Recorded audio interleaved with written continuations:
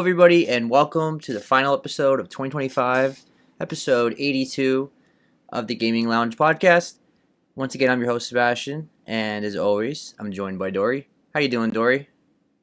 Hey, I just had a weekend in New Jersey / New York City where I saw some AEW Christmas shows that were a lot of fun.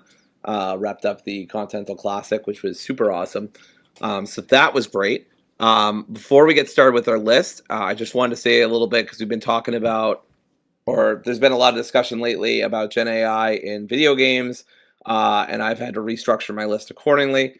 So I wrote a little tiny blurb about it, and I'm gonna say my piece, and we'll move on, and we'll talk about some awesome games.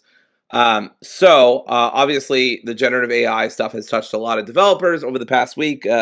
Kingdom Come Deliverance, Larian, of course, with their new Divinity game, and sadly, Expedition 33.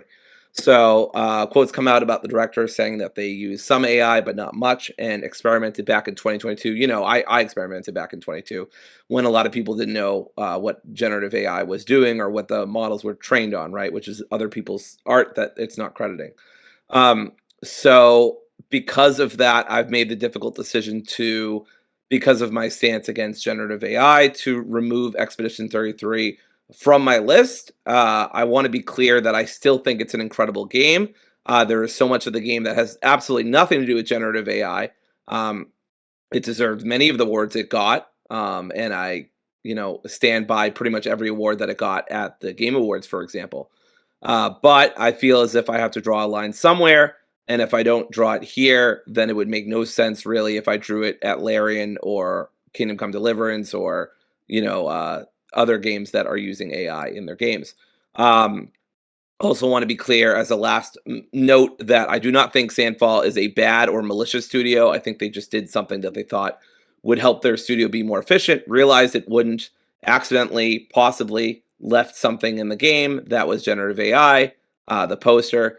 And I don't think the game's bad. They used it in the process. And for me, if you're using it in the process, obviously a lot of people didn't know what they know now about it. And I don't think based on recent quotes, they're going to use it for their next game. But ultimately they did use it. And I have to draw a line somewhere because otherwise it's just arbitrary. I did want to remove it from my list. I didn't feel good about having on my list otherwise. I don't think, this is going to change anything or make any waves or anything, but it makes me feel better about my list. But just want to be clear, it's a great game. I love it a lot. It should be my game of the year, but for some unfortunate reasons, it will not be.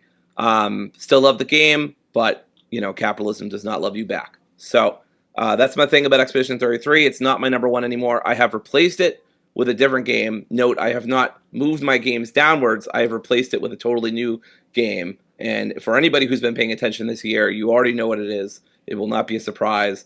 But yeah, all right, that's enough of that. We'll move on. We'll talk about our honorable mentions. So we're going to do one at a time. So we're going to share honorable mentions one at a time. I'll let Dory start, as I'm the host, so I'll go last. So go ahead, Dory. Sure. What is your first honorable mention? Sure. So I'm going to go, basically, this is like 13 to 10. So I have to put my contractually obligated game here first. Lost Records, Bloom and Rage. It's a Dory game. Teenage girls who are outcast and listen to horrendously indie music while tormented by their inner demons and dealing with a supernatural mystery. It's a Dory game, right? As we always say. It is a Life is Strange-like, and I love Life is Strange, so obviously I at least had to mention it. The graphics and vibes are lovely. I grew up more in like the 2000s, I would say, than I grew up in the 90s, because by the time the 90s were over, I was like 8. So like my memories of the 90s are pretty vague. My memories of the 2000s are much stronger. But I'd still say I have some nostalgia for what they're talking about here, some recollection of what they're experiencing and the fads that they're following and whatnot. The voice acting is very endearing and fun. The writing, obviously, can be a bit corny and cringy at times, but I think that's part of the charm. The themes they deal with are handled all the characters deal with are handled maturely, and the girls are written very well in general. Of course, I love LGBT plus representation, so that's always great. If I had one big problem, which kept it out of my top 10 list, the second act, unfortunately, has a disappointing ending, some frustrating minigames, and choices that felt kind of unsatisfying. But overall, I loved the game and wanted to give it a shout out. All right, so my first honorable mention is Blueprints, which is one of the best indie games of the year.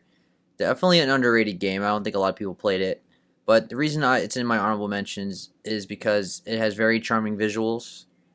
The puzzles are very clever. They're challenging, but very rewarding to solve. They're very fun. This game definitely tickles your brain. It's not super stressful though, but you just have to use your brain. The controls are pretty smooth. I think it's accessible for anyone. It's a simple. It's an easy game in terms of anyone can just pick up the controller and play it. It's a slow paced game. It's a puzzle game.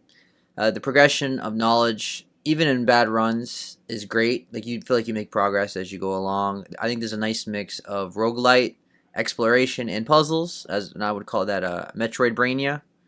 It's a it. I think the reason it's not in my top 10 is because it requires some note taking. There's things you have to memorize, and there's no tracking of clues or letters for you. You gotta take screenshots at times, but it does lead to some aha moments and things like that. But ultimately, the roguelite nature of it, the RNG can be frustrating at times, and I'm generally not a fan of roguelites. So that's what keeps it from being in my top 10. But it is a really awesome game, and it's one of the best indie games of the year for sure. Unfortunately, it's gonna get under it's gonna get overlooked by a lot of people because the genre just doesn't appeal to a lot of people. All right, Dory, what is your second honorable mention? So my next honorable mention is Doom: The Dark Ages. Perhaps controversially, this is my favorite of the three newest Doom games. I know a lot of people love Eternal, but I found Eternal exhausting in longer play sessions where I just felt like I didn't want to play it again for a while. And then 2016, although a very solid game, felt kind of it was a back to basics game, and for me that kind of showed. Whereas I feel like Doom: The Dark Ages has a nice mix of both. It's the Goldilocks principle, right? Just right. The combat is still fast paced, but you don't move as fast, and the enemies aren't moving a million miles a second at all times. The accessibility features, which were highlighted at the Game Awards, are all very done very well. You can make this game as easy and as hard as you want. I mostly left it on default, and I pretty much never had a problem. And I'm not exactly the best, Doomer shooter around. The graphics are great as always from id. Excuse me. I had very few problems playing this game on my laptop. The soundtrack feels a bit of a step down, though, understandably given what happened between Mick Gordon and id Software. But my main problem with the game is the story is nonsense, and I will always speak up about this. I hate that they keep forcing stories in Doom. I don't mind some overarching narrative to explain why Doom guy is doing what he's doing. I'm not saying like just drop him in a random room and have him go berserk and then do it over and over again, right? There should be some semblance of reasoning for why Doom guy is doing what he's doing. Like you could get away with doing that in the 90s, but I don't think you can get away with that now. But I don't need this big convoluted lore of all these guardians and keepers and aliens and bad voice acting and writing. Like I don't need any of it. It just go away, go away. The boss, especially the main boss, just kind of feels ridiculous and out of his element. I just don't really understand like how he's supposed to be a threat to us because he's basically cowering from Doom guy 24/7. So it was kind of funny. And then he uses these like MacGuffins basically for Doom guys, so he never really feels like a big threat. And it also feels forced when he does beat him. And speaking of forced, I do not like those dragon sections, and I don't mind the mech sections, but I feel like you could have just done Doom: The Dark Ages without having it. And then I want to hit on a couple more positives before we move on.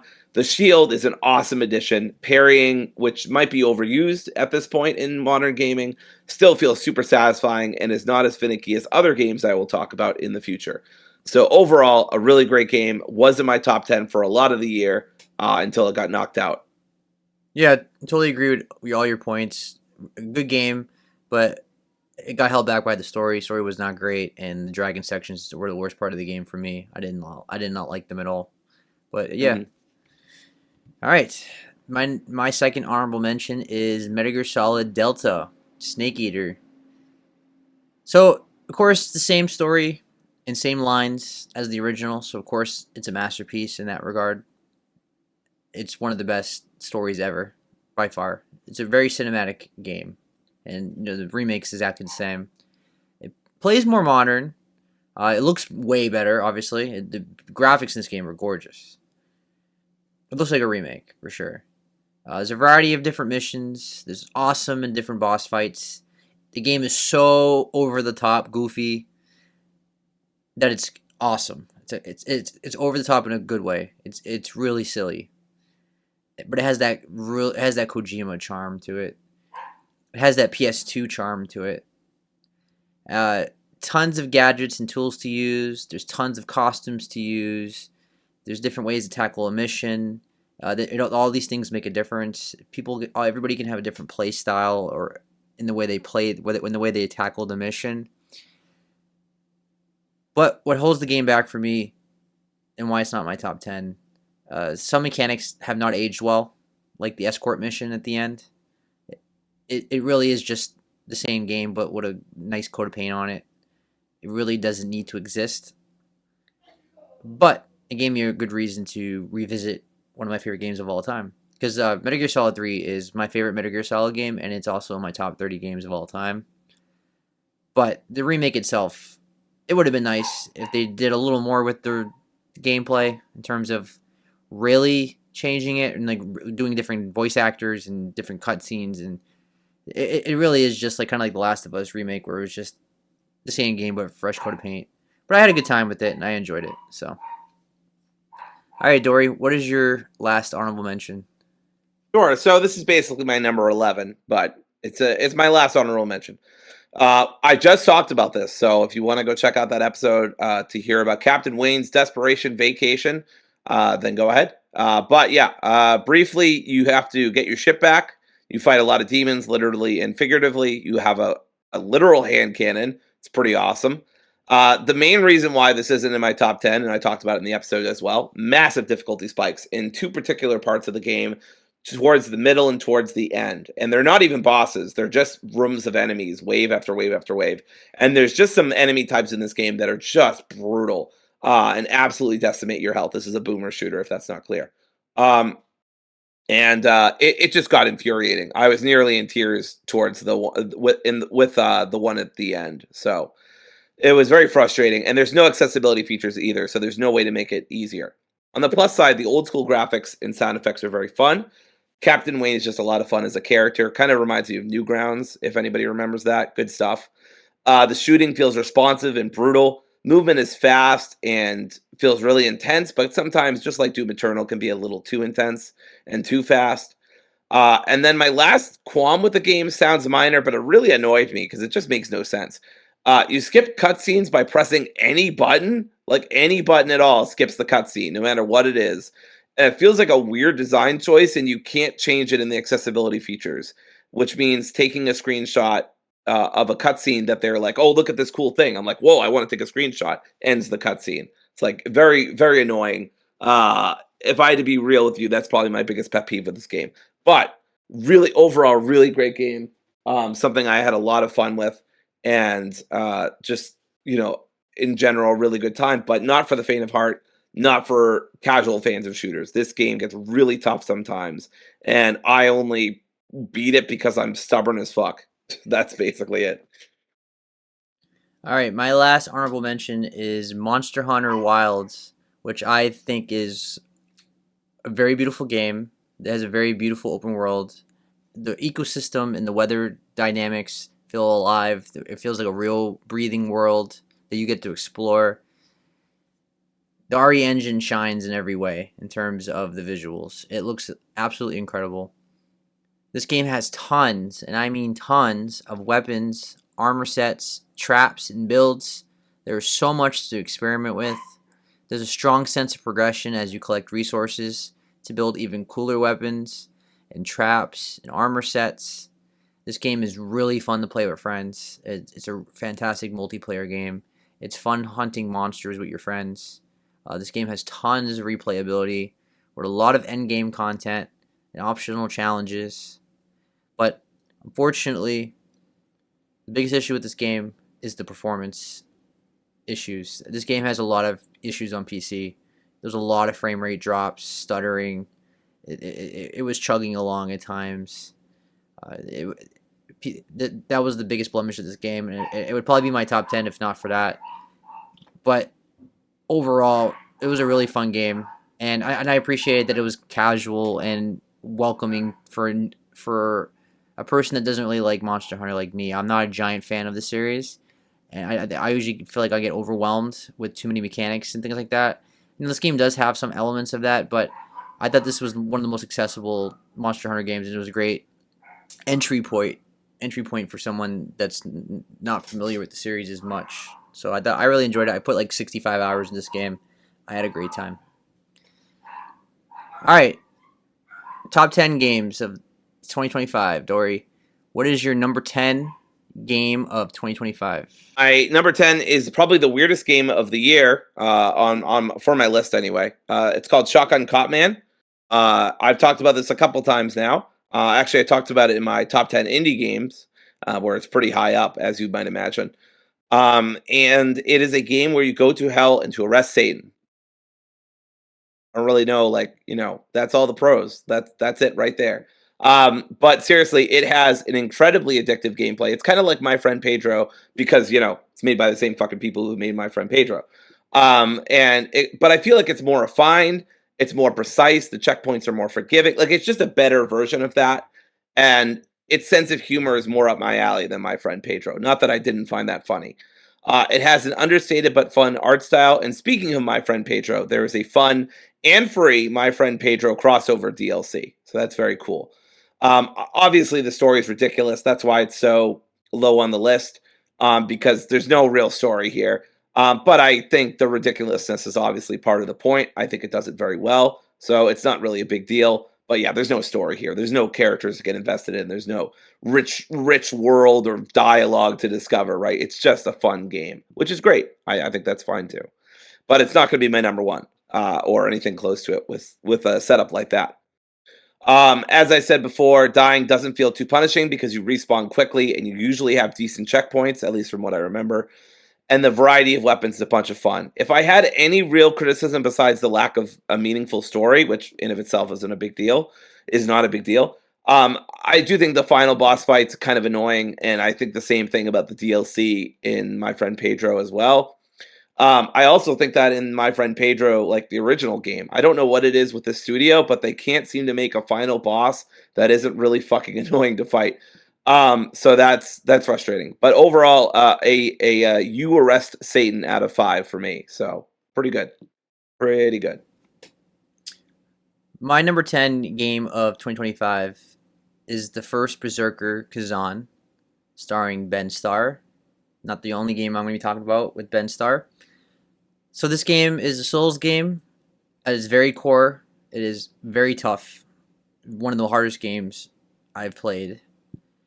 Definitely one of the hardest games of the year. Probably of this list, the hardest game on my list. But you feel very rewarded when you beat a game. The fast-paced action really fits the feeling of being a berserker. You have all different play styles. You have spears and axes and swords, and you can mix and match what you like. Everybody has the builds that they like. I personally liked the spear build the most.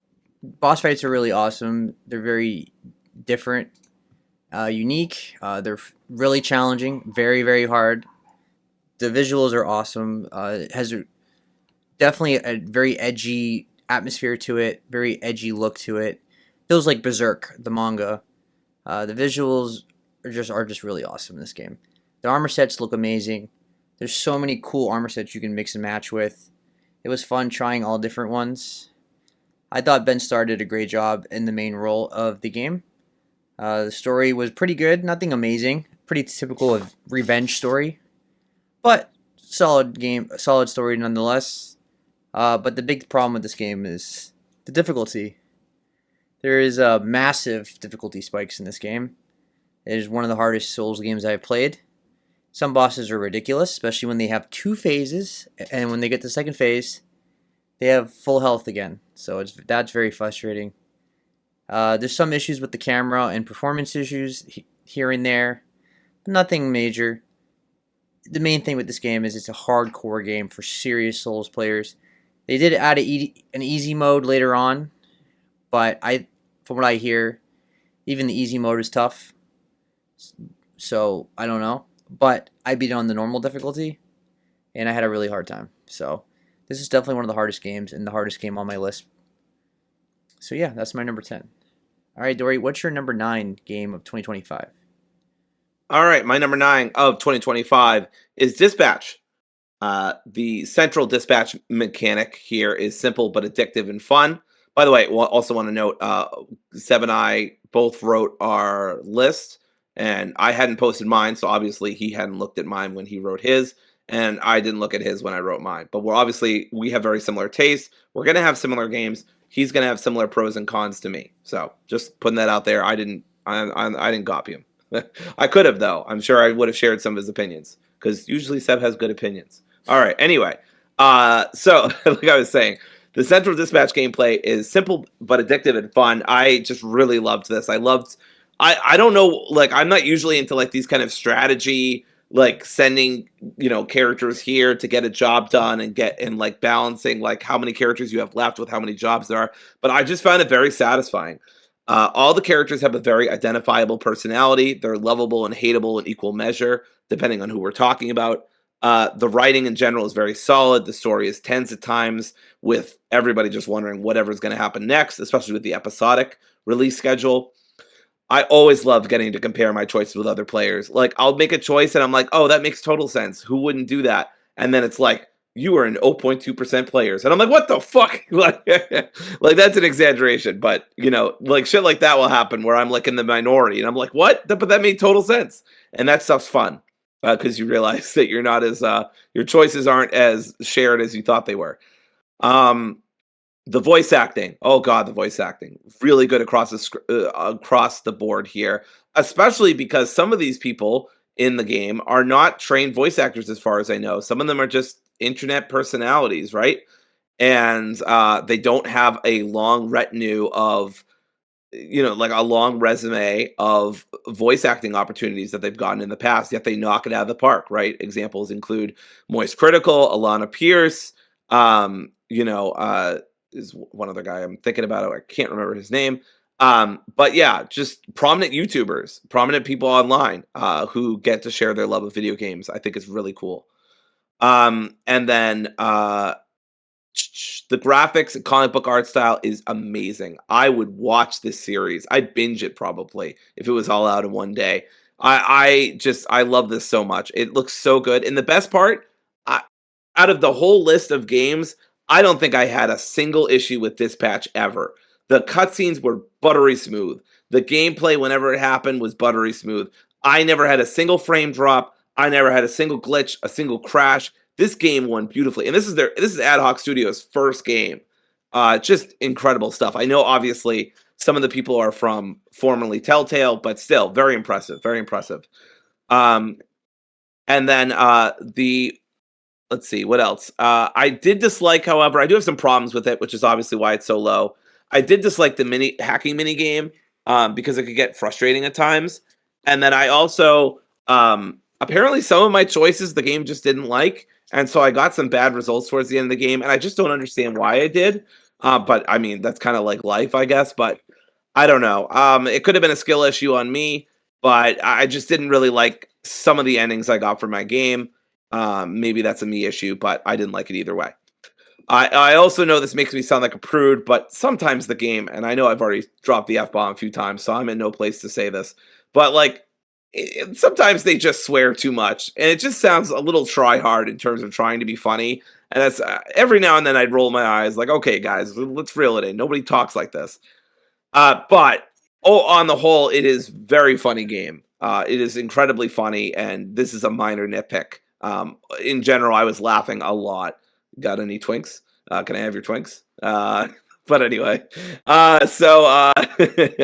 just a great game. The fact that you can't walk around and interact with the environment like early Telltale games might feel restrictive to some people. I didn't really care, but I could see that being an issue for some people.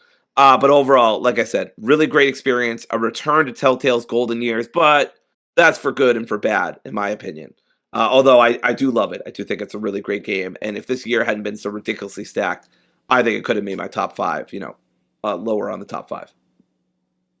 All right, so my number 9 game of 2025 is The Outer Worlds 2, which is a sequel to an already good game.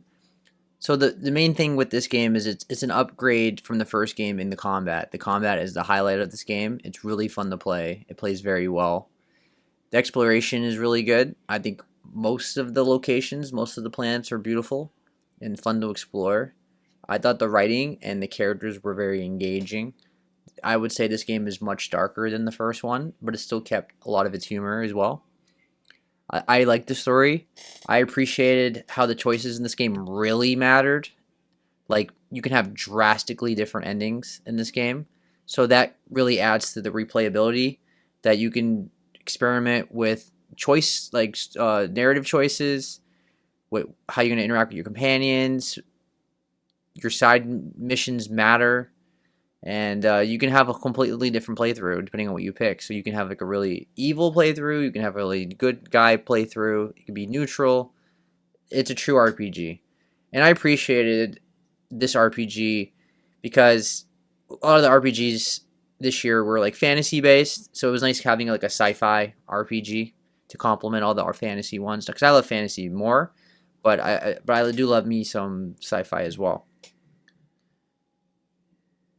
But the reason why it's not higher on my list is I think the beginning is quite slow. It took a little bit to start picking up the pace. It has some frame rate issues, some bug issues for sure. That was probably the biggest blemish of the game. And I would say some areas of this game were not as fun or memorable as others. I think there was some inconsistent pacing with this game. But overall, I really enjoyed this game.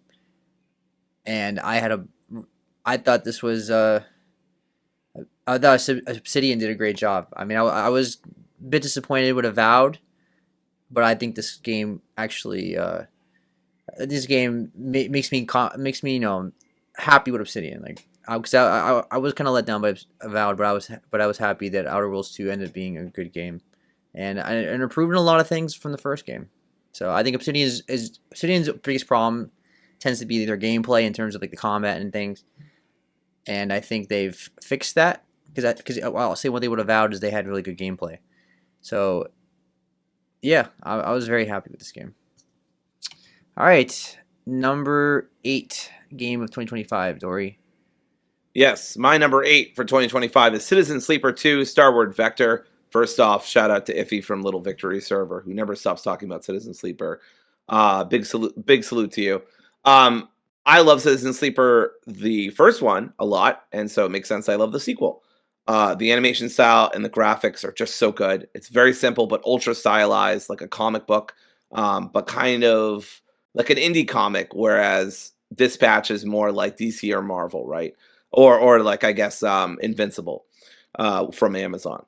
But I never get tired of looking at it regardless. The survival mechanics might be harsh for some people, especially at first, but I ultimately found them fair and interesting to interact with. I don't usually like survival games, but the survival mechanics are pretty light in general, and you get checkpoints pretty quickly, pretty often. So I don't feel like it's overly harsh, but it's certainly there and prominent. The themes of capitalism, cooperation, community, and much more are handled with grace and finesse, much like in the first game. There are times and things where it just doesn't go your way in this game. It's a TTRPG video game, right? So you are making a lot of dice rolls. Sometimes Lady Luck is just not on your side, and that's just not really ever fun, unless your name is Disco Elysium. But even then, sometimes it wasn't fun, right? Even though it was funny. Everyone in your party, I guess I would say, I don't know, is fun to interact with, get to know over the course of the game. Everybody has their flaws and their vulnerabilities and their traumas, and you're just trying to work through it while you're trying to escape this corporation that's trying to basically seize you and bring you back to it. And then the music is haunting, but I also found it hopeful at points. The dialogue choices felt meaningful and conflicting. There were several different endings you could get. The one that I personally got was very bittersweet, but felt like a good note for the series to end off. If people don't know, this is the last, at least as far as I know, this is the last Citizen Sleeper game in the franchise. And the dev is moving on to a new game series. We don't know what though. Overall, an excellent TTRPG experience and a great send off to a series I've loved. The only reason it's so low on my list It's just a very basic gameplay loop, right? I mean, just at the end of the day, it's not as engaging as some of these other games, but the story is tremendous. The writing is, of course, amazing. There's no voice acting, so I can't really say much about that. But a lot of the stuff in this game is very good, so don't be fooled by this being in the number 8 spot. Just the competition is fierce. All right, so my number 8 game of 2025 is Final Fantasy Tactics: The Ivalice Chronicles. So it's my number 8 because it has a deep battle system. It's fun, but it is challenging. It's very old school tactical. The story is amazing. It was already one of the best Final Fantasy stories, and also one of the best Final Fantasy games ever already. And the remaster did a great job bringing it back. There's a huge variety of classes and builds. There's a lot of replayability with side content. It has awesome world design and music, but it's very old school. There's a steep learning curve. There's a slow pace. There's old school menus, old school visuals, and there's some balancing issues. I think some jobs really outshine others, and the random battles can get quite annoying. It's an old school game, so if you go into expecting an old school game, you will have a great time with it. It is truly one of the best Final Fantasy games ever made, and it was one of the best strategy games of the year. It was very highly rated, and I had a great time. I haven't beat it yet, but I'm far into it. I would strongly recommend it if you like tactical games and you like Final Fantasy. It is one of the best, and it plays fantastic on a handheld. So it is one of the great handheld games, one of the great Steam Deck games of the year. So, yeah, Final Fantasy Tactics, fantastic game. All right, Dory, what is your number 7 game of 2025? My number 7 is Ninja Gaiden 4.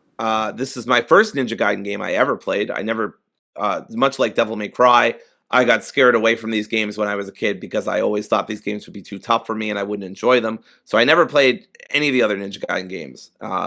But yeah, I ended up really enjoying this. If it wasn't for Hades 2, honestly, this would probably be my action game of the year. Maybe Yote, but that's getting ahead of myself. This has fast, brutal, bloody combat that gets your heart racing and makes you wish you were a ninja, or I don't know. Actually, part of me just hopes that like all these guys like wash their hands and take showers often because like oh my god, there's so many pathogens that they're getting in their bloodstream. Anyway, every now and then the soundtrack had bangers, especially the little jazzy number when you went to the Raven statue. That was so fun. I love that track. I don't know what the hell it's called, but it was good. The time attack sections where you could like you're basically betting. You're like able to go to these like hell gates or whatever that you're able to bet a certain amount of health that you can win, and if you win, you get a certain amount of spirit coins or ninja coin back or whatever. Um, so that was cool. I didn't do it throughout the whole game because, as we'll talk about, I got tired of it. But yeah, you get a lot of different weapons to play with. Obviously, you get the katana. You get this like bomb and shuriken box, which was really cool. You get swords of different sizes. It just a good mix of weapons to work with. Boss fights felt appropriately epic and engaging, and the final boss fight was also really cool from a set piece perspective, but mechanically, I wasn't aware that it was going to happen, so I had already used a lot of my items. So to me, it felt a little cheap, but luckily, it has accessibility features. You can lower difficulty anytime, and every time you die, you get a certain amount of small recovery things back. So that's nice. That saved my butt because without that, I just would have lost in perpetuity to the final boss. I do have some negatives though. Hayabusa just shouldn't be here. It just feels like such a naked cash grab or a nostalgia grab. He's not important to the story. He barely has any gameplay. And when he does, I mean, it's cool, but it's not very deep or layered like the main character, whose name I don't even remember. He's just kind of there. I guess my other big problem with this is that the story is just kind of there also. The women are really just there to be sex appeal. I mean, it's just like kind of I don't know. It brings me back to the mid 2000s, but not in a good way. They're all wearing incredibly revealing outfits for no reason at all, and they barely ever get involved in like I don't.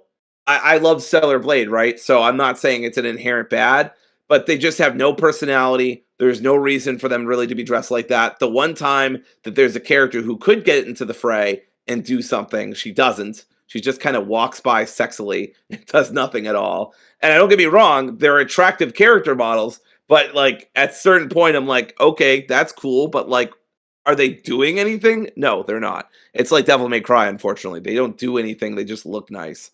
Maybe that's unfair to Lady. I know Lady did a little bit in 4, I think, but generally speaking, I think I'm right about that in 5. So the biggest problem, however, besides that, is the level design. This game is way too padded. Way, way, way too padded. I love this gameplay to death. Like the death that I caused thousands of ninjas in this game. This is too much, man. It goes on for too long. And the fact that Platinum and Ninja Team were able to make the action of Ninja Gaiden 4, which I think is excellent in general, a slog at times, is amazing. I don't know how they pulled that off. It's not a good accomplishment, but it certainly is an accomplishment. Congrats on that, I guess. Just levels go on for too long. There are too many enemies. They have too many hit points. It's too much. And this is a game that goes for about 15 hours when it's like it should have gone for 10, maybe less than 10. Most of the Ninja Gaiden games, I believe, are under 10 hours or around 10 hours. But this one just didn't feel like it was supported enough by the narrative or by the level design to do that. On the whole, though, fantastic experience combat-wise. The graphics are really good. I didn't have any performance issues. The cyberpunk aesthetics of Neo Tokyo look cool as hell. But besides the combat being the huge plus, that's really all I can say. And yes, gameplay is king, but to be higher up on this list, you can't just have gameplay. You got to have more than that. So that's why it's at number 7. My number 7 game of 2025 is Dispatch. So I absolutely love the story of this game. It has an amazing cast of characters, and the game is genuinely really funny. The writing was so good that I want this to be a movie, a TV show, or a comic series in some form. It feels like something I would watch on Amazon Prime or Netflix or something. I really enjoy these kind of games generally. I'm a big. I used to be a huge Telltale fan, big Life is Strange fan, and I really like these narrative choice-based games, and that's what this game is. But at its core, it's a strategy game where you work as a dispatcher, and that sections of the game are really fun. Actually, they're addicting. They're challenging at times, a bit repetitive here and there, but nothing too bad. Nothing too challenging. I love the art style of this game. It reminds me a lot of Invincible, and some of the reasons why it's not higher on my list. Well, it's really short, not in a bad way. I think the pacing's fine, but it is short. It was episodic. I generally don't like episodic games. I'd rather have every episode at once. Yeah, I guess something to look forward to, but I rather not deal with episodic stuff. And the QTEs in this game really just didn't feel like they added anything. I turned them off. I thought they were just. I'd rather just watch it. But this game does have a lot of replayability. There's so many choices to make in different endings, and things really matter. The choices you make really matter. There is a reputation system in this game where what you say to one character matters later on. They remember what you say. So I had a blast with this game. It was probably my biggest surprise of the year. I did not expect to love this game so much. I really didn't even. I when I first saw it, I thought it was it looked really cool, but I didn't expect it to be in my top 10 games of 2025. It truly is a gem, and I hope more people play this game, and I hope it gets season 2. So yeah, I really loved Dispatch. All right, number 6. What's your number 6 game of 2025? All right, I'm going to be the brave internet warrior. Last year, I went to bat for Dragon Age Veilguard this year I am going to bat for Avowed. So right out of the gate, I want to say the reason why this is so high up on the list is just because of gameplay. And genre, right? I think Ninja Gaiden has probably better gameplay overall, but Avowed has better pacing. Mhm. And I love the Avowed gameplay, maybe just as much as Ninja Gaiden, but with the better pacing and with it being more RPG focused rather than hack and slash focused, which obviously RPGs are more my jam than hack and slash games, even though I grew up with both. Um, I think that gives Avowed the slight edge over it. But the combat just feels weighty, fun, impactful. Whenever I engaged in it, I was having a great time. The pistols were really cool. Being an assassin was really cool. I just had a blast playing this. Now, I did enjoy the story, but I'm not going to say it was some kind of BG3 masterpiece or Disco Elysium or right. It's not going to be up there in the greats of RPG legend. I still thought the story was good, and I liked it, and I liked the characters, but did I love any of it? I don't know. I actually would have a hard time telling you anything about the story, but it was also early in the year, so um, there were some interesting side quests I enjoyed, a climactic final section of the game that made my decisions feel weighty. I know it's kind of at the end of the game, so it's kind of like all of your decisions have been leading to this sort of moment, and you could instead. I mean, I did end up getting a town burned, down through my lack of action by accident. So that was probably my worst moment of the year in video games, but also most impactful, right? So I feel like that has to count for something. I love that the game, delivered on that, just dedicated itself to that. I did like the companions, but I mostly just like Kai. Let's be real, maybe that's just because I have Garrus nostalgia from Mass Effect. But I just love hearing that guy's voice again. It just made me really happy every time I talked to him. I did think the companions were good, but again, other RPGs this year have done it better, let alone other years. And then the graphics and character models were all nice to look at. I didn't have too many performance issues. The world didn't feel too open, but also didn't feel too closed, similar to Outer Worlds 2. But why were there so many bears? Why were there so many bears in this game? I thought about this. Enemy variety in this game and Outer Worlds 2 could have used more oomph, Mm. actually. That said, the variety of weapons and classes that you could have felt solid to me. I enjoyed my assassin stabby build, where I take people and stab people from behind and go all stealth and shit. That was cool. Overall, I really loved this game. I feel like I'm taking crazy pills because whenever I see discourse about this game online, it's always people complaining about how shit this game is. I just don't see it. I loved it. I had a great time with it. I'm not saying those people are wrong. Obviously, everyone's entitled to their opinion. Yeah. But for me, I really enjoyed myself. And I mean, have I gone back to it? No, I haven't. Will I go back to it? No, probably not. But I remember at the time having a really good time with it. It's important to note too. I didn't grow up playing Elder Scrolls, right? Which obviously Avowed is kind of imitating, it's imping at kind of to a certain extent. So to get a really good version of Elder Scrolls that's more modernized and accessible and whatnot, I think it's kind of like it's what happened when I played Pokemon Sword and Shield after like 10 years of never playing Pokemon since like Platinum or whatever. I was like, holy shit, this was amazing. And then everyone online's like, well, this is fucking shit, right? So I don't know. Yeah. Maybe I'm just out of touch with the kids, but I really liked Avowed. Yeah, it's not complete shit. It's just I thought it was disappointing for Obsidian. And for another Sure. studio, I would have higher standards, but I mean I would have my standards wouldn't be as high. Uh, the gameplay was great. I thought the gameplay was great. Like that was really shine. It was just I didn't care for the story or the companions as much, which is sad because Obsidian's the best at that. Yeah. Um, Kind of confusing what happened there. I don't really but understand. I respect the going against the grain, and I don't have a problem with you putting it on your list, of course. All right, number 6 for me is Hollow Knight Silk Song. We could finally put away our clown makeup. The game finally came out, and it lived up to the hype. Generally, I would say I think the first game is better, and I totally understand why people found this one to be disappointing. It definitely has some flaws, but in terms of the positives, it has a very memorable art design. The gothic, dark world of this game is incredible, just like the first game. The exploration is incredible. The boss fights and the gameplay are so much fun. They're challenging, but they are rewarding. And then when you beat a boss, it feels very uh, rewarding. You feel very accomplished. It's like kind of like a Souls game in a way. It's not a Souls game, but it feels like that you overcame a challenge and you finally did it. There's a great sense of progression in this game. Again, I'm gonna say this again. The atmosphere so freaking good. This game has so much replay value. There is so much to do and explore.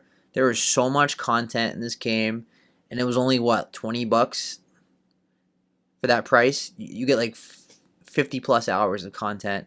You don't even have to do all that. You can beat this game in like 30 to 35 hours, but there's so much more extra to do. And it runs flawlessly on a handheld. So it is a perfect handheld game as well. There's mostly good platforming. The platforming is generally solid. There are some sections where it's quite frustrating. My biggest problem with the game is the backtracking. It makes the game longer than it should be.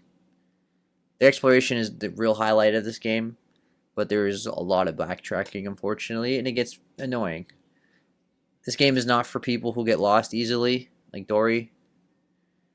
You will be walking around in circles and you waste 2 hours doing nothing. Yeah, I mean, forget the difficulty. Forget the fact that this game is hard as fuck, and I would never play it on that basis. I I would never play it just because I get fucking lost. That's the big reason. And there's some major difficulty spikes in this game. But overall, I think it lived up to the hype.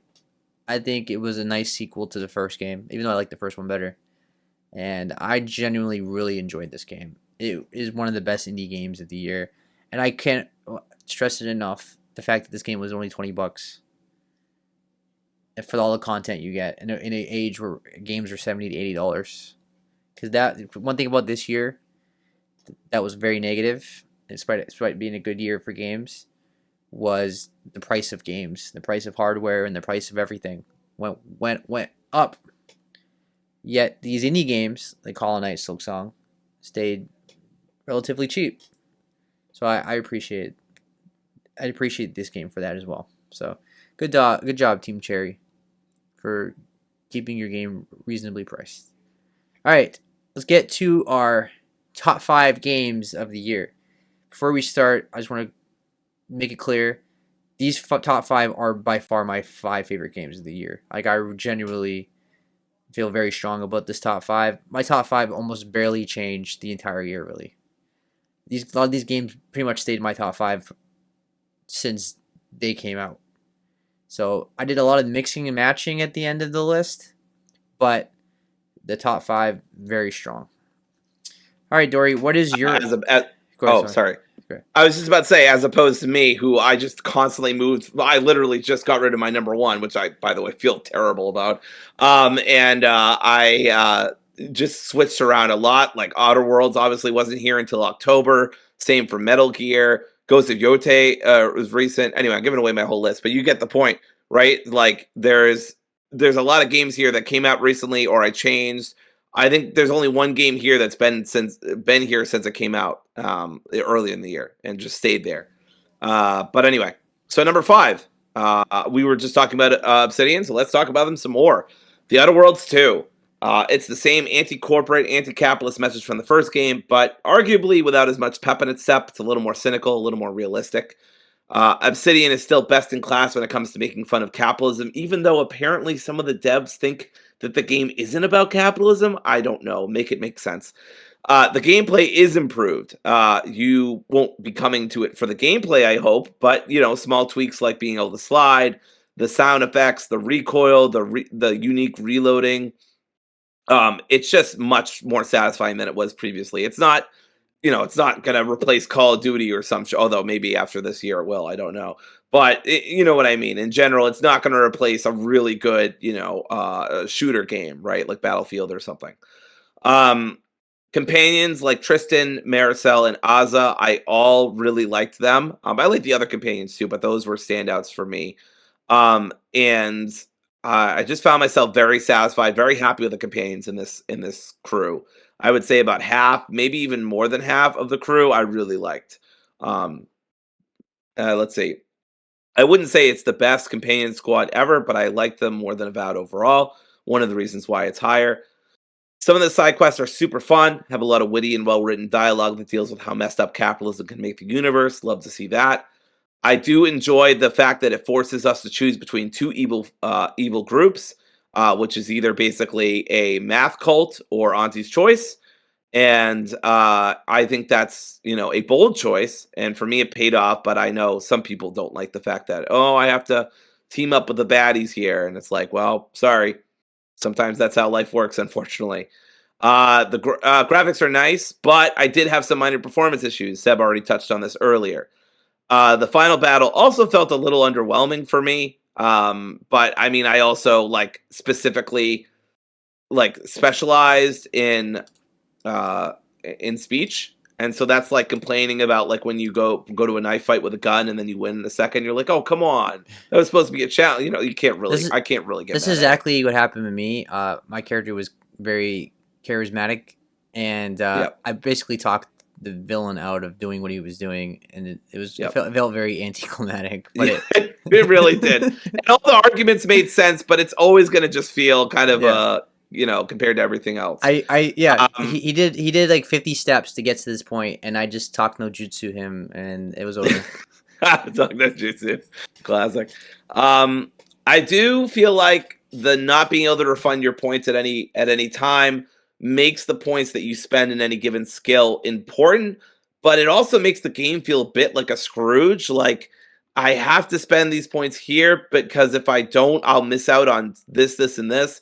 But if I do it here, then I'll get all the stuff that I have been like lockpicking was something that was just like out of my reach for so long. And at first I didn't understand where it's like it said lockpicking 5 or whatever. I'd be like, oh, I need 5 more lockpicks. And so I would keep getting lockpicks and I'm like, what the fuck? Why can't I open it? And then I realized I had to look it up. I'm like, oh, I feel like a dumbass. They mean lockpicking 5 as in the skill, not as in the amount of lockpicks you need. So lockpicking was something that I didn't get for a while. Same for hacking. And there's just some stuff I never got, like those doors that you had to burst open with your muscles. Obviously, I don't play muscly characters, so that never happened for me. It just kind of sucks because in the other game, in the first game, you would have these items and equipment that would give you buffs if you were lacking in certain things. And then also, I feel like your companions could sometimes help you out too. But neither of those things, I believe, if I remember correctly, are true in this game. So a bit of a bummer. But overall, love it. I love it a little bit more than the first one, mostly because the gun plays better. I don't think really anything else is better. I think it's all pretty much similarly excellent as the first game. I do think it's fair to say that some of the original flair has died down. The game can be maybe a bit cynical, but I don't know. The times we live in seem to support that cynicism, don't they? So that's where I'm at with that. All right, so my number 5 game of 2025 is Split Fiction, which is Joseph Ferris's newest game, coming off the success of It Takes Two, which won Game of the year it came out.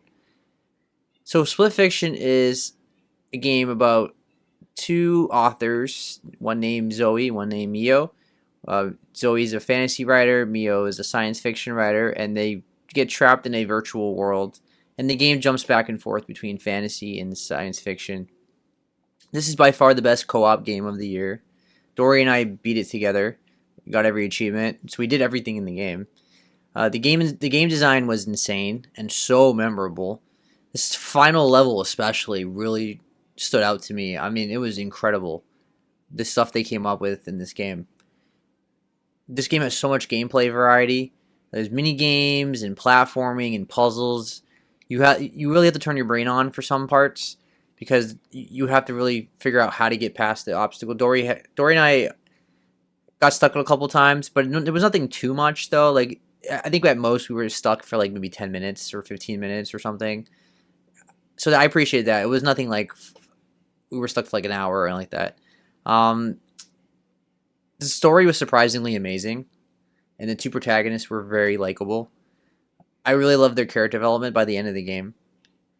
The music was surprisingly good in this game as well. I didn't expect that. It has a strong message about capitalism and AI and stealing ideas as well. I thought the game was pretty funny, and there was times where it was quite cheesy, but it was cheesy in a sweet way. Like it was like it made it more charming. So I appreciate like their quips and their one liners and just little goofy uh, roasts they do of each other and things like that. Like it's a fun it's a really entertaining game. Uh, some of my issues with the game, the platforming moments can be frustrating at times. Uh, it could be more. This game is more on the challenging side. This is not like a casual pick 'em up, play with your 5-year-old child or anything like that. This is like you got to be a gamer. You have to be very good at platforming, and figuring out puzzles. You have to be familiar with games basically to play this game. Thankfully, despite some struggles and some frustrating sections, the checkpoints were very forgiving. So I appreciated that. If you died, you just start right there. So that was awesome. But there was some sections in this game that were like ridiculous, and the checkpoint was terrible. We got frustrated. That centipede section was horrendous. That pinball section was frustrating. But for the most part, the checkpoint system was really good. My biggest problem with the game, though, overall, I just thought the game was too long for what the kind of game it is. This game did not need to be like, God, was it like 12 to 14 hours or something like that for this kind of game? There were sections where this game where it felt the pacing just dragged a bit, and we were like, can you just let's move on now. But the strengths of this game are so freaking good. I had such a blast playing this game. This is one of the most fun games of the year. This is a must play. Unfortunately, you have to have two people to play this game. So if I know some people just don't have the friends to play this, but thankfully, if you have the game, the friend pass is free. No one has to do any extra steps. Only one person has to own the game. I appreciate them for doing that. So if you have a friend that wants to play this, you're gonna have an absolute blast. This is by far one of the best co-op games of the year. All right, not one of the best co-op game of the year.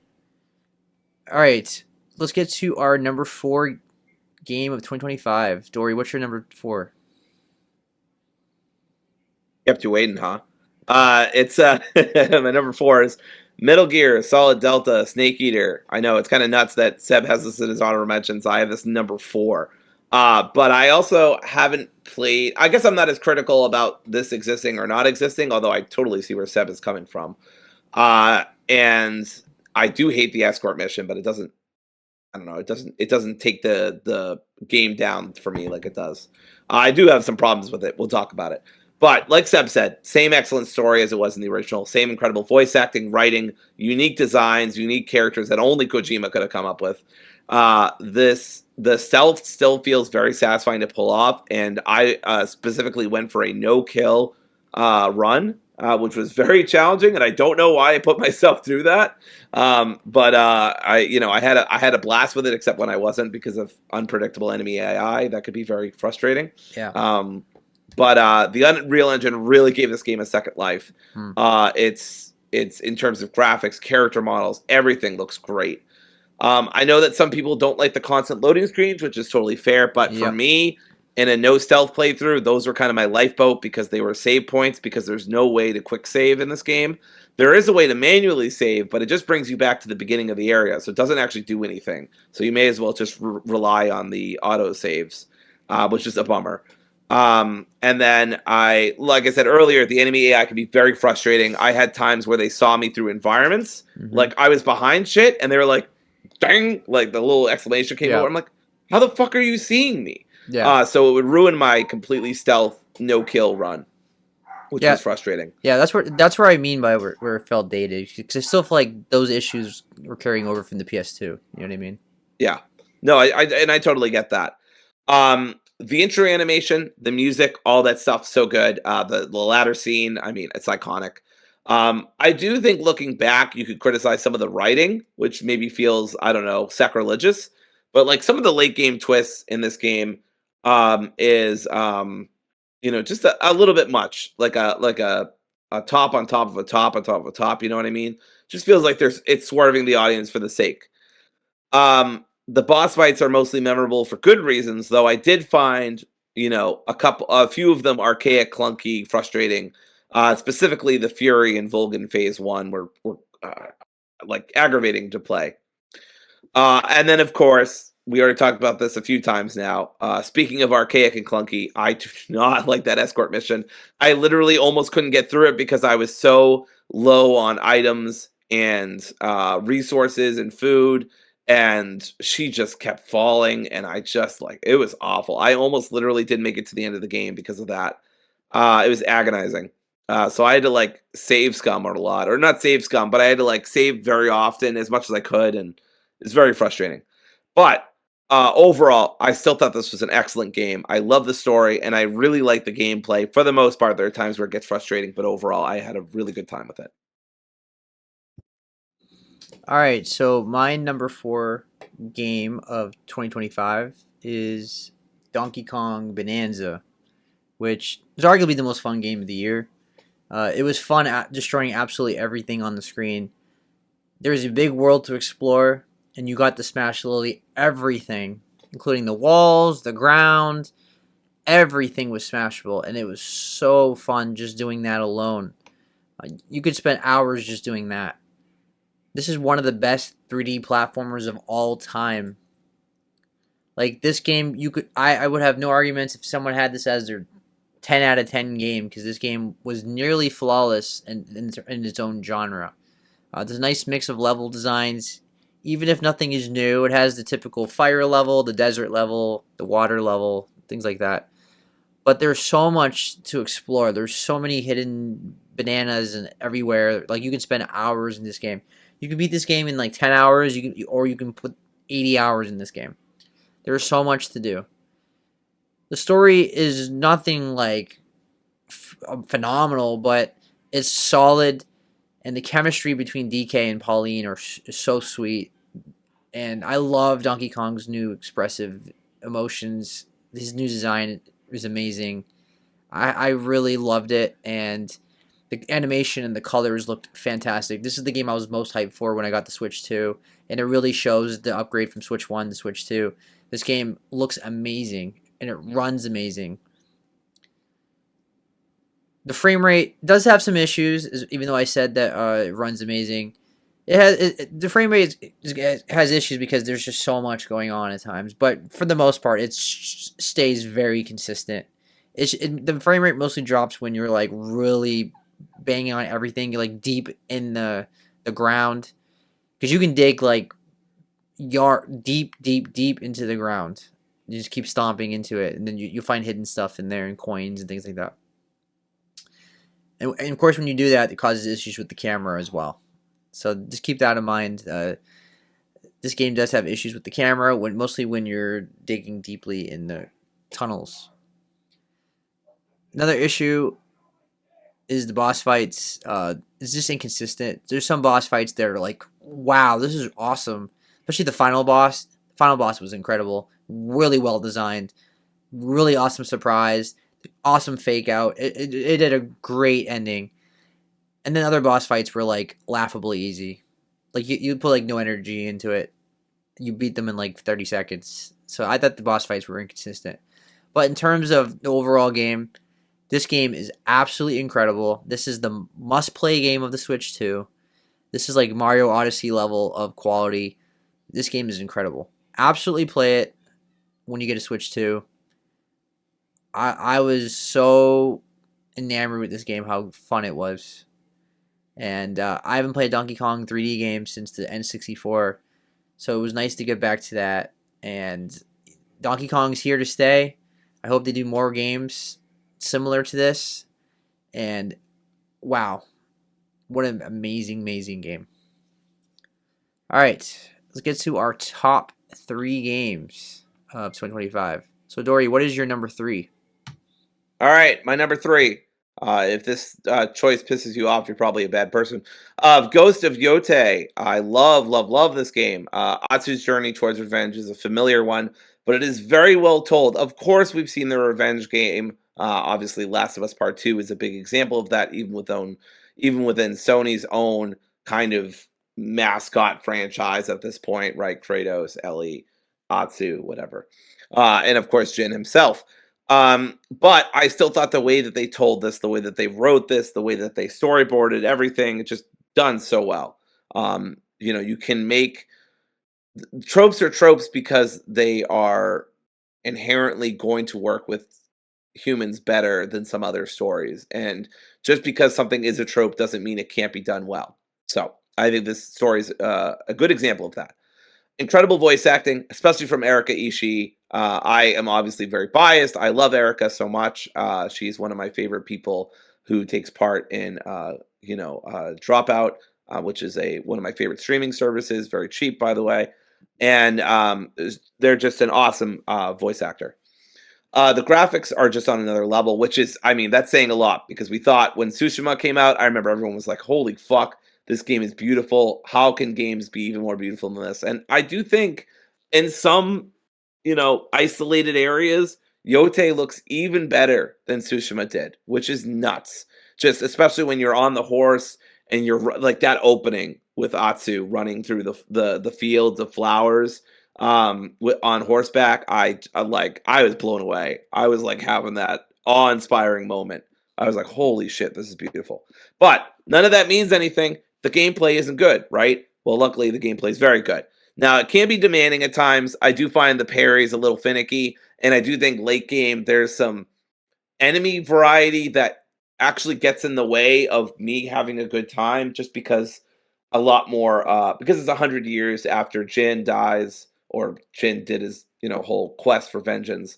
That there are more guns in Japan than there were in the first game, and so you have to contend with that. And guns are really fucking annoying in this game, but it's not a huge deal. Overall, I loved it. I thought the rock paper scissors system for enemies was great. You were encouraged to mix up your style through various weapons.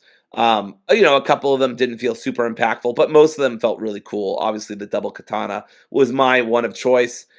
Sometimes I get scolded by the masters in the game, like, no, you're supposed to use this other one. I'm like, but double katana, it's so cool.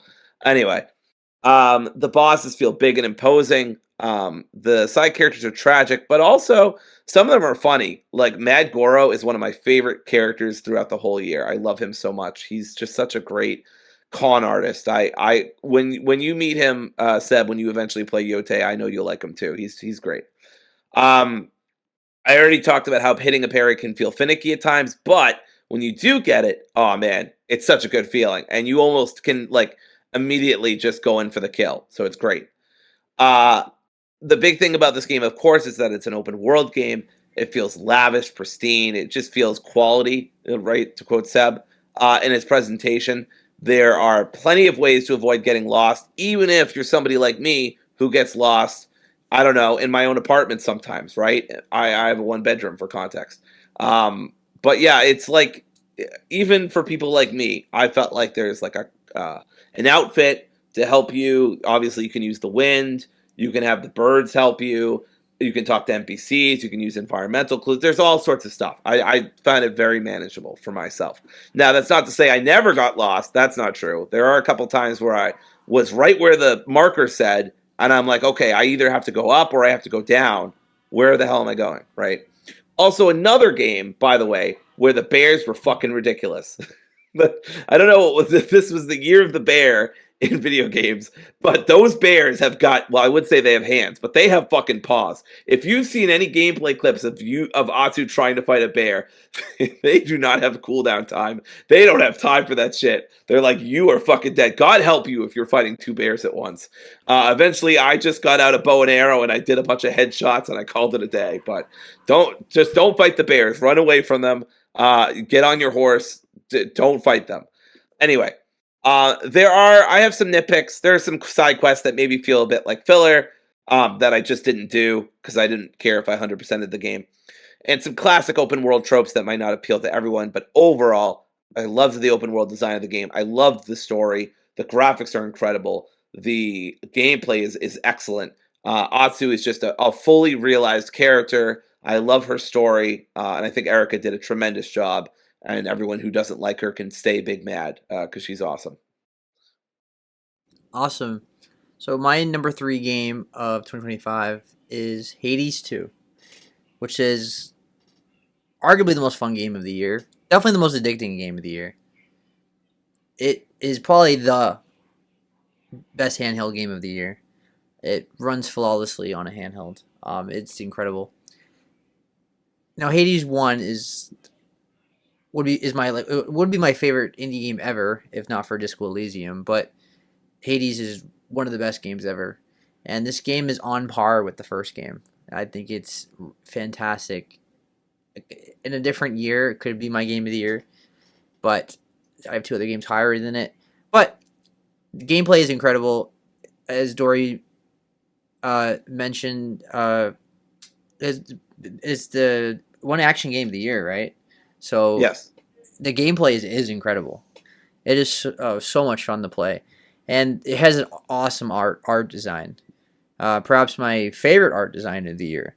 I always love the design of all the Greek gods and all the characters in Greek mythology from their art team. It's incredible. I think this game has very good pacing. They definitely streamlined it with two main paths. Thank God for that, right?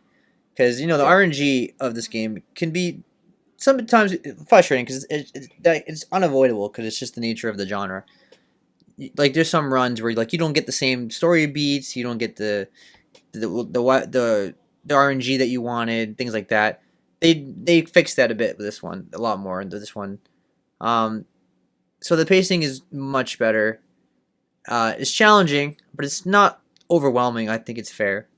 I feel like you're always progressing. There's always a sense when I say pacing, I mean like you always feel like you're making a progress, right? Like you have a bad run, but hey, I got I got some items to help me for the next run. So I thought there's always a nice pacing to this game. All right, it could be RNG heavy, right? It's just the nature of the genre. There's some story elements you're gonna miss. There's some things you're gonna not go your way at times. It can be frustrating. You had a really awesome run. You have everything you want, and then you get beat by a boss. You get beat by an enemy, and it gets frustrating, right? But that's the addicting nature of this game and this genre. It's like it keeps you going. Like you never get bored. You just keep going and going and going. And I'm not. I don't. I beat the first ending, right? But it's just I will eventually get the true ending but there's a lot to do, right? There's so much work to do. So I won't have the true ending by the end of this year, but I will have it next year because I got all the achievements in Hades 1, so I will have all the achievements in Hades 2 as well. So this game was just insanely good. I absolutely love it. This was by far the best indie game of the year. As it obviously it's my number 3 totally, and this is an indie game. Well, I guess Clear Obscure is an indie game, so scratch what I just said. But what I mean is like in terms of like when you think of an indie game, you think this kind of game. This is like by far the best game. So of that thing. So let's move on to our number 2, which Dory, what is your number 2 game of the year? All right. My number 2 is a game that's meant just for 2. It's Split Fiction. Yeah. This is one of the best pure games that I played all year. And of course, I played it with Seb. I think that this is the game I had the most sustained fun in. Like, almost every single moment in this game is joy. Like, just pure, unadulterated joy whenever you're playing it. I don't think the story is terribly exciting, although I do think its themes are very prescient, unfortunately. So I think it does hold it back a little bit, but not hugely. It's not a bad story by any means. I think it's a good story, but it's just nothing special. It serves I its guess, purpose. compared to, yeah, it serves its purpose, and I think it's fine. But what it lacks in story more than makes up for in sheer cooperative joy. Seb and I both had a huge blast playing this. I do think some parts, we already talked about this, lacked good checkpoints, but they were the exception, not the rule, thankfully. Yeah. The visuals were very impressive, And the final parts of the game were some of the most inventive and awe-inspiring creative decisions I've literally ever seen in a game. Just very, very cool. That nearly won it for me in terms of it being my GOTY by itself. The movement feels very fluid, responsive. Platforming is generally good, and I'm not very good at platforming, so it's got to be good.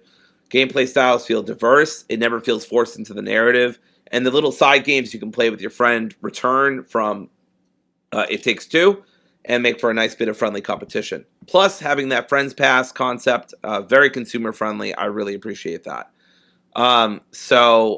Just good stuff in general. Overall, excellent game. Incredible game, really, in terms of pure gameplay, but maybe held back a little bit by the story. All right. So my number 2 game of the year is Kingdom Come Deliverance 2. In any other year, this could easily be my game of the year. Like, that's how crazy my number 1 and 2 are. This game was phenomenal. Absolutely incredible. Definitely like a 9.5. It's tied. It's almost tied with number 1 for me.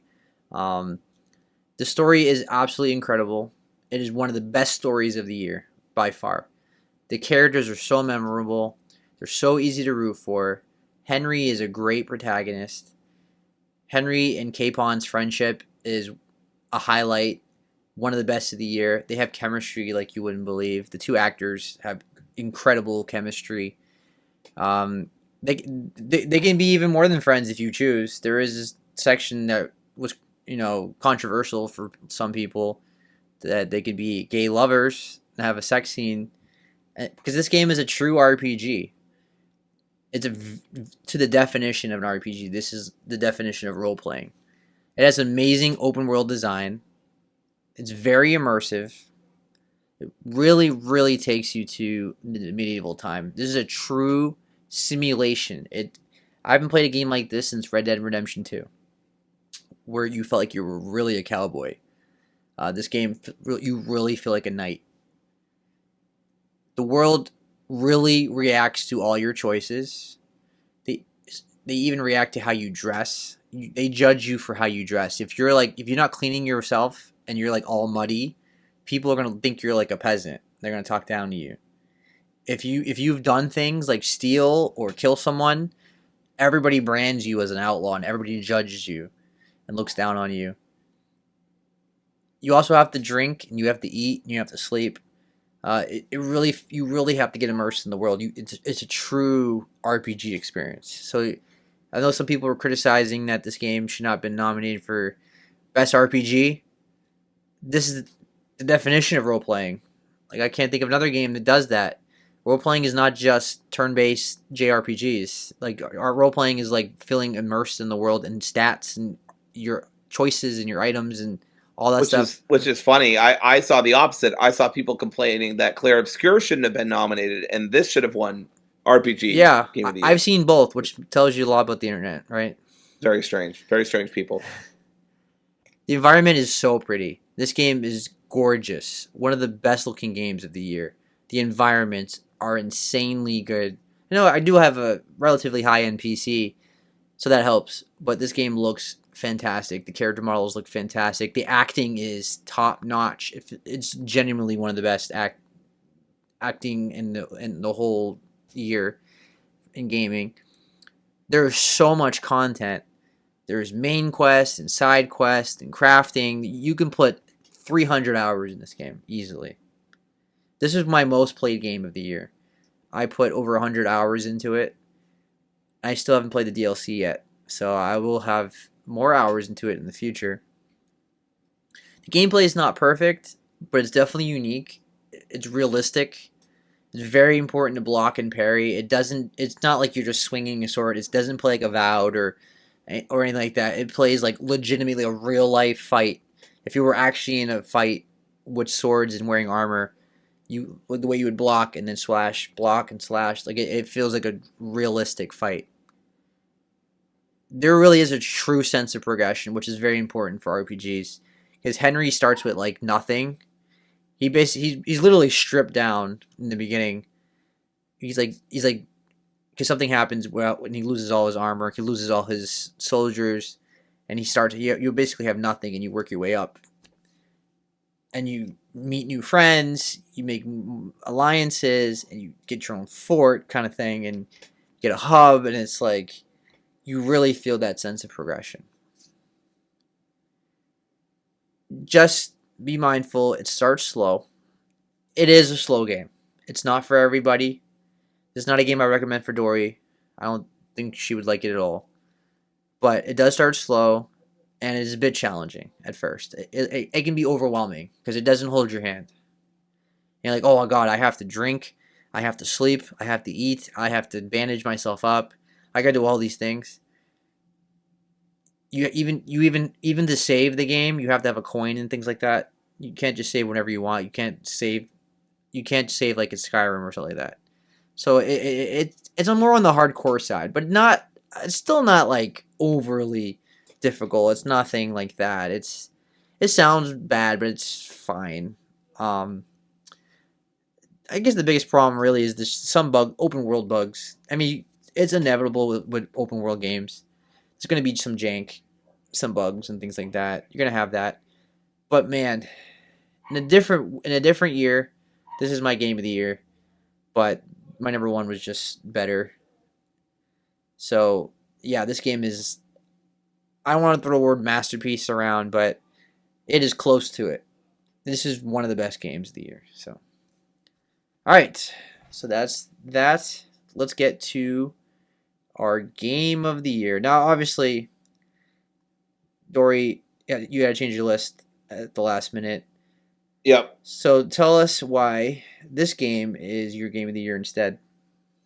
So I have loved this franchise since it debuted in 2020 from a little studio named Supergiant Games that I had never heard of before. I don't think I'd ever really played their games before.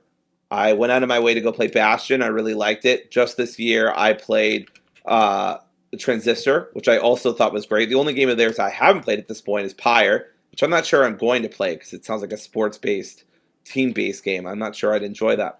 But obviously, with that little preamble out of the way, my game of the year is Hades 2.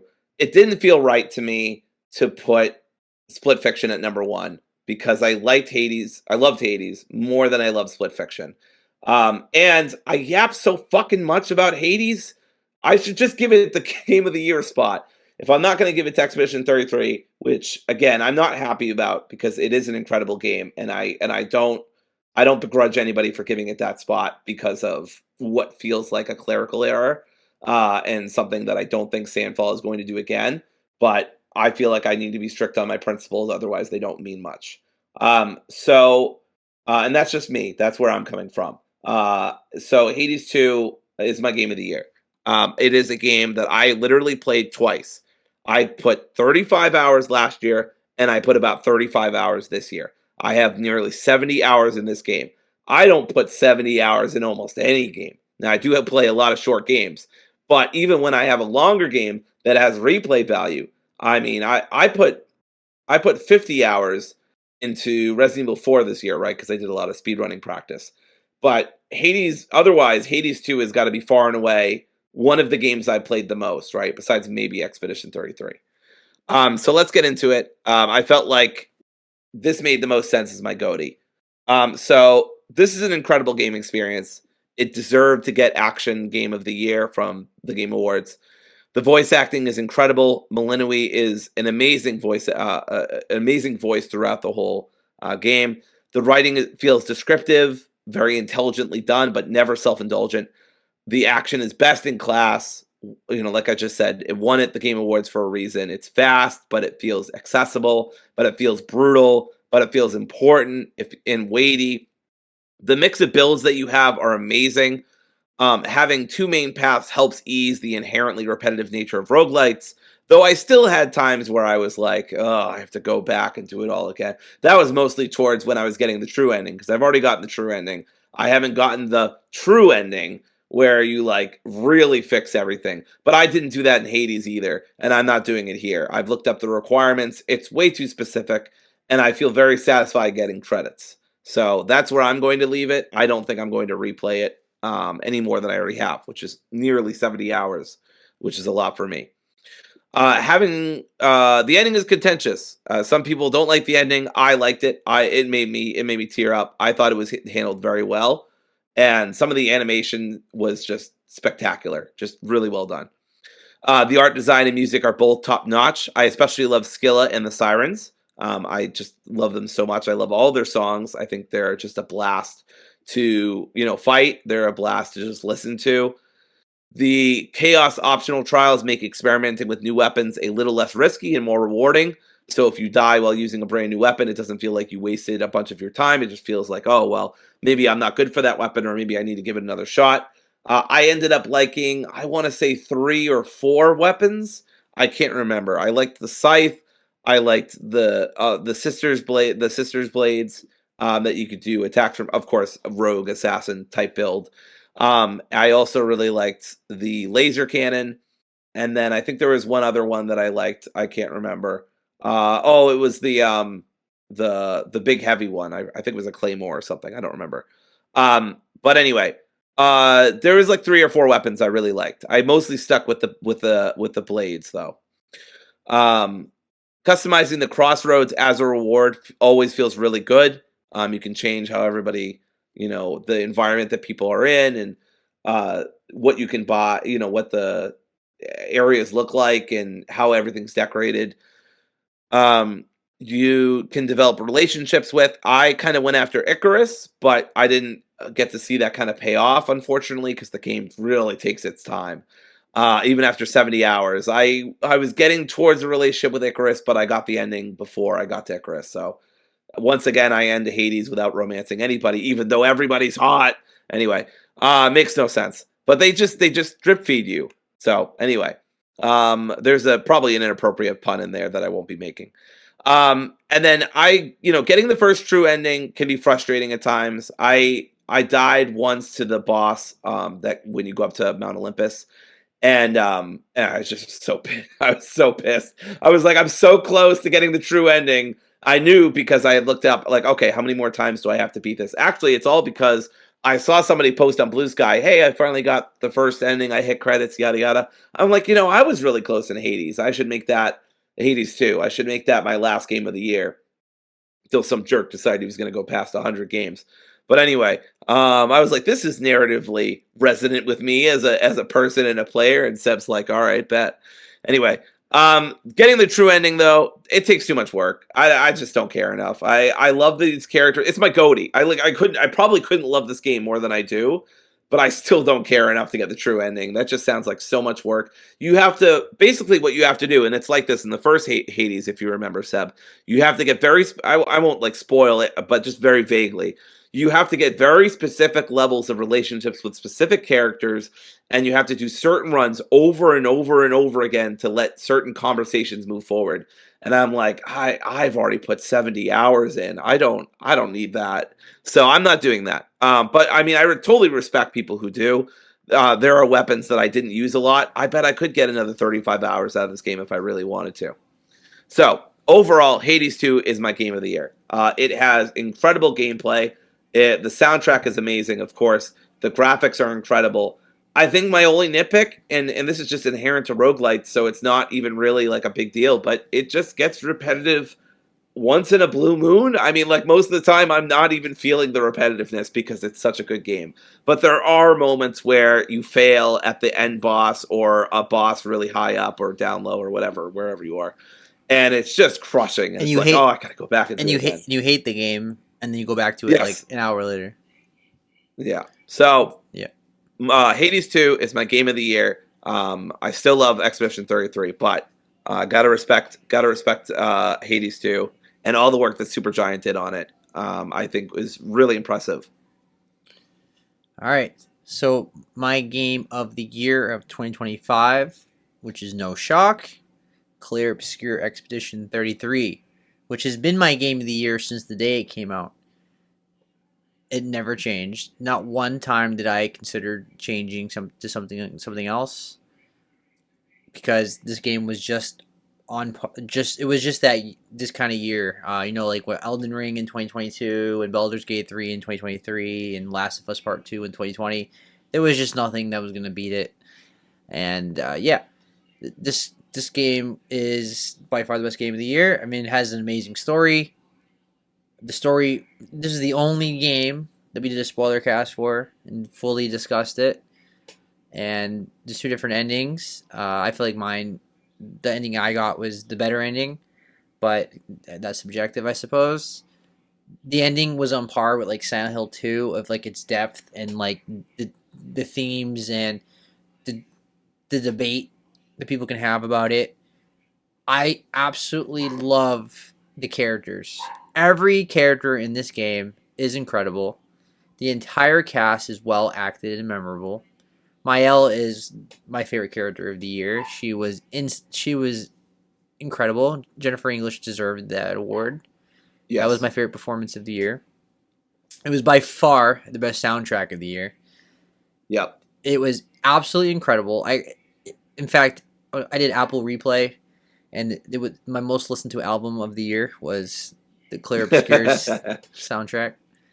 Because I like just play it in the background when I'm doing something. Because it's so nice to listen to. Yep. The gameplay is fun, and it was unique because I can't remember the last time I played a game that looks like a more realistic Western game, but plays like like Paper Mario, where like or like Mario RPG, where like an enemy hits you and you have to block and parry and stuff like that by the timing. So that this game was definitely unique in that sense. This game has phenomenal world building.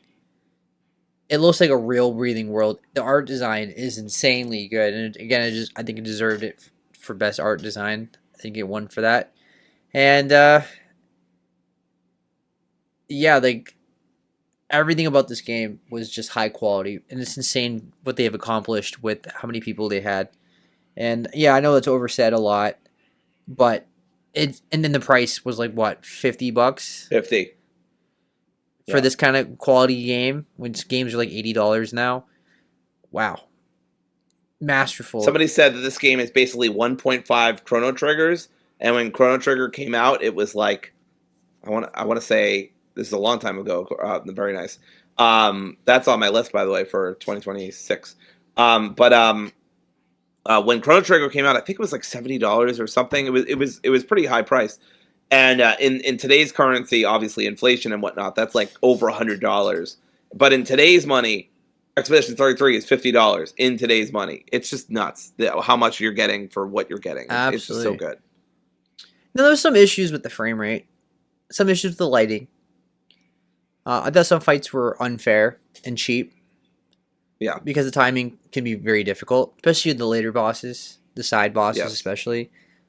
Like I beat Simon, and he was very hard, of course. But I was also level 9. I was level 99. I had to change my entire party composition to beat the Paintress, and that was so hard. I had to completely shift what my L and I want to say CL does in the game. I had to look up literal guides of how I never do this in RPGs, but I was so dedicated to beating this game because I loved it so much. Yeah. And I still do love it. That I looked up guides about how do I make my L just an absolute powerhouse, and I did. Yeah. So and those moments of like beating the Paintress, beating, the game, just incredible moments that I wouldn't trade for anything. Absolutely. This game has awesome side content. I beat every boss. I have every achievement. And the side content in this game is fantastic. It's also the perfect length. I never felt like this game was too long or too short. Like when I first beat it, I felt like it was perfectly paced. Like a lot of these this genre tends to be overly long, and the games feel like, oh, why is this game 70 to 80 hours long? No, this game is like 30 something hours long, unless you do all the side content too. But you don't have to. Dory didn't really do any of the side content. No, for as much as I love Expedition 33, I was so frustrated by not being able to beat the Paintress, and of course, I'm very stubborn, so this is my fault, not putting it on story mode or whatever like I should have done, and instead pressing ahead on normal. I wasn't on hard or anything like that, but Paintress is just really tough, obviously. It's what the whole game is building to, right? Right, Seb? Wink. Anyway, I didn't. I was like, oh, this guy Simon is supposed to be like 10 times harder than Paintress. No, thank you. That sounds like a Souls fight, but with turn based. And I was not interested in that. I'd already fought a Souls boss when that fucking dude brought out 2 swords. I was like, we're gonna get a second phase, and then suddenly he brings out a second sword. I'm like, ah, fuck. One of the coolest moments of 2025 for me is when that guy brought out the second sword for the second phase. I was like, oh, he's gonna fuck me up, isn't he? And then I lost. But yeah, it's so fucking cool. But go ahead, Seb, for any closing thoughts. So closing thoughts, by far the best game of the year, masterpiece. This game is a masterpiece. It is the top 3 best game of the decade. Only games that are better than it are Elden Ring and Baldur's Gate 3. But this game is, yeah, it just did everything right. And we were hyped for it. Dory more so than me, but I was still very interested in it. I was very interested in it when I first saw it, because it just, you don't see these kind of games. Like, I had never seen a, like I said, Western realistic looking RPG that plays like Paper Mario or Mario RPG. So insane. So yeah, so that concludes our list of the top 10 games of 2025. Just to go back and through the list, Dory's honorable mentions are Lost Records, Bloom and Rage, Doom, The Dark Ages, and Captain Wayne's Desperation Vacation. Her top 10 list is Shotgun, Copman, Dispatch, Citizen Sleeper 2, Starward Vector, Ninja Gaiden 4, Avowed, The Outer Worlds 2, Metal Gear Solid Delta Snake Eater, Ghost of Yotai, Split Fiction, and then finally Hades 2. My honorable mentions were Blueprints, Metal Gear Solid Delta Snake Eater, and then Monster Hunter Wilds. And then my top 10 list was The First Berserker Kazan, The Outer Worlds 2, Final Fantasy Tactics, The Evil East Chronicles, Dispatch, Hollow Knight, Silksong, Split Fiction, Donkey Kong Bonanza, Hades 2, Kingdom Come Deliverance 2, and then Clear Obscure Expedition 33. Any closing thoughts on this year, Dory? Any reflections? This was an incredible year for gaming. I'm so happy with how everything came out in terms of just the amount of games we got. I ended up playing 100 games. Seb's at 99 right now, and I got a Steam Deck this year. That was really great. I haven't been playing it lately just because I kind of gave myself. I'm trying to catch up with anime. God damn it! I have other hobbies besides video games. I promise, but I haven't been able to catch up because somebody is really good at playing video games. So I finally have had a chance to watch some anime and relax and take a little bit of a breather from video games. But I'll go back to it soon. And then it's just been a great year, especially for indies and AA games. I don't really give a shit at this point what's indie and what's not, because it's such an annoying conversation to me at this point. To me, games like Expedition 33 and Hades 2, yes, they're like super indies, you could say, but they're still indies, right? They're not based on EA or the Saudi government or fucking, Ubisoft or whatever, right? Like, these are small publishers. Yes, the amount of money that they have to create these games is ridiculous, but it's still, you could make, I think somebody did the math, and you could make like 6 Spider-Man 2s or some shit with Expedition 33's budget. Or you can make 6 Expedition 33s with Spider-Man's, but you know what I mean. You get what I'm saying. Yeah. It's just astronomical. So I know it sounds ridiculous, the kind of budgets that we have going on, but it's just the reality of even for indie developing. So 2025 for me was a good year for games. It wasn't on 2023 levels. It wasn't one of the greatest years ever. Like, there's been better years overall. But this year was very good. I mean, I think every year is going to be very good at this point, because there's always going to be good games all year, every year. Like, it's just the nature of the gaming industry now. There's a new game every week. So, yeah. But there's been better years. I think 2026 is going to be a much better year than 2025 in terms of the overall games, because a lot of games got delayed till 2026. So it's going to be a monster year. And then, of course, you got GTA hopefully coming out next year as well. The problem with this year was not the games itself. It was the news of this year. Too many layoffs. There was the prices of everything went up. Tariffs, right?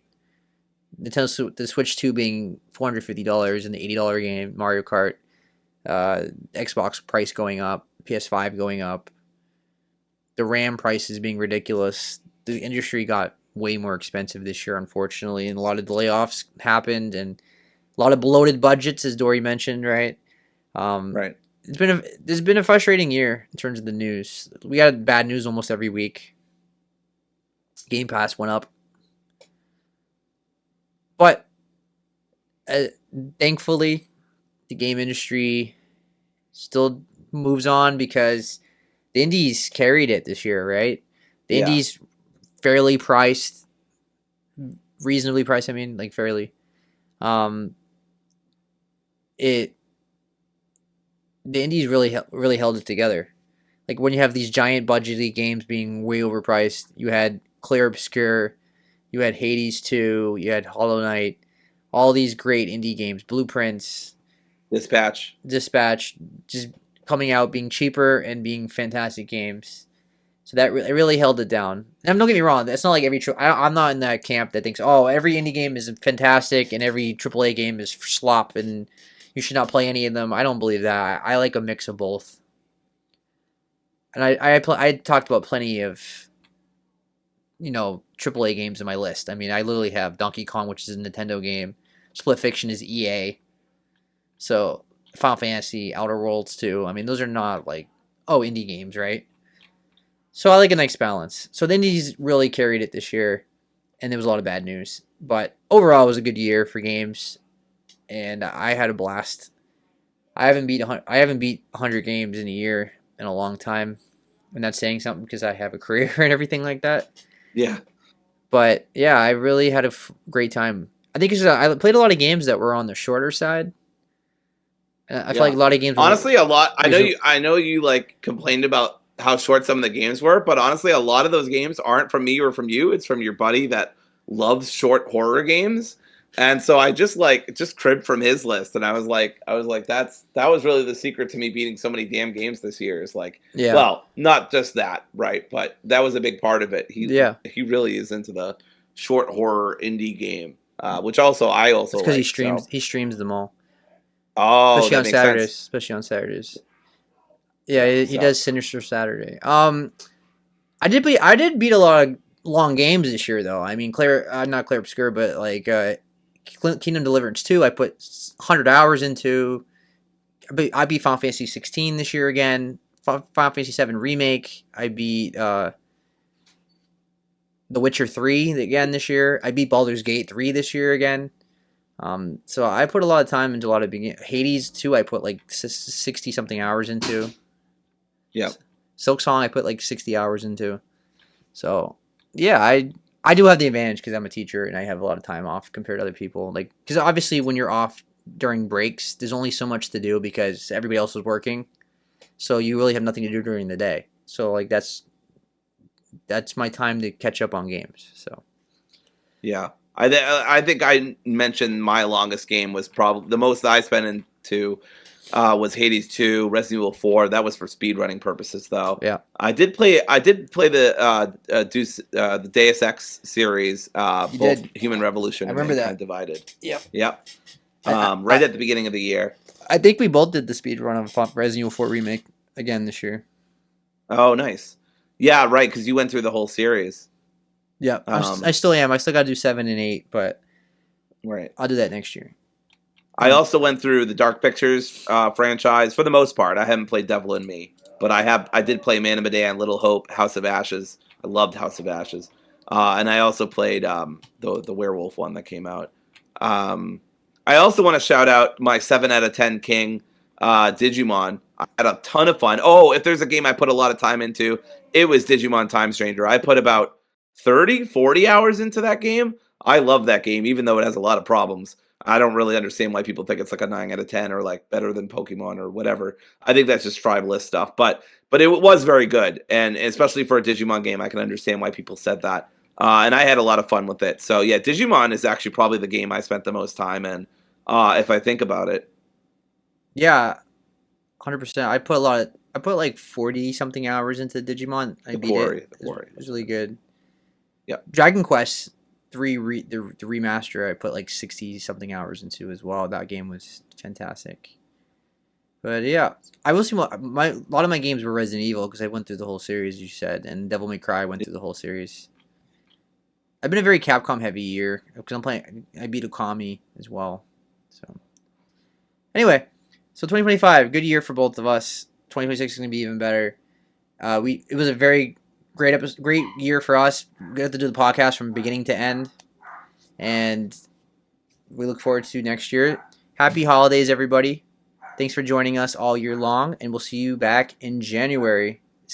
Take care, everybody. Bye, everybody. Happy holidays, whatever you celebrate.